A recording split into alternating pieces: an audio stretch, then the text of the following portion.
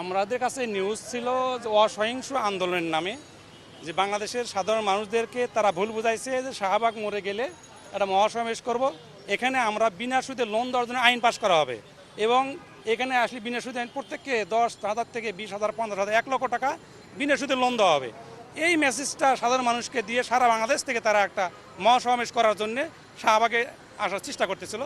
সেটা আমরা এই ধরনের কোনো নিউজ আমাদের কাছে নাই, সরকারেরও এই ধরনের কোনো পরিকল্পনা নাই যে বিনা সুদে লোন দেবে বা আইন পাশ করবে। এটা সাধারণ মানুষকে আমরা বুঝায় ফেরত দিচ্ছি ভাই, এই ধরনের কোনো কার্যক্রম শাহবাগ থানা এলাকায় নাই। এটাই আমার দায়িত্ব আসছিল। তো আমি তো শাহবাগ মোড়ে আছি এবং অনেক জায়গায় আমরা এই বিষয়ে ব্যবস্থা নিছি, কেউ আসলে শাহবাগ মোড়ে পৌঁছতে পারে নাই। যার জন্য নেতৃত্বস্থানীয় লোক এদের কি আপনারা খুঁজে বের করতে পেরেছেন? জি জি, নেতৃস্থানীয় লোক রাজনৈতিক দলের কিনা সেটা আমার জানা নাই, রাজনৈতিক দলের কিনা, কিন্তু এগুলো লোক অ্যারেস্ট আছে যারা নিতে।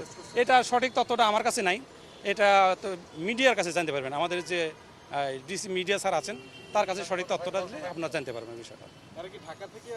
না, বিভিন্ন সারা বাংলাদেশে বিভিন্ন রংপুর, দিনাজপুর, আমরা জিজ্ঞেস করলাম কুড়িগ্রাম থেকে আসছেন, নারায়ণগঞ্জ থেকে আসছেন, কামরাঙ্গীরচর থেকে আসছেন। টিএসসি এলাকায় আমি তো আসলাম 10টার দিকে, আমি খন্ড খন্ড করে বাসে বা আসতেছিলাম, ফেরত দিয়ে দিচ্ছি। বাসে যেগুলো আসছে আমরা 4টে 5টা বাস ফেরত দিচ্ছি।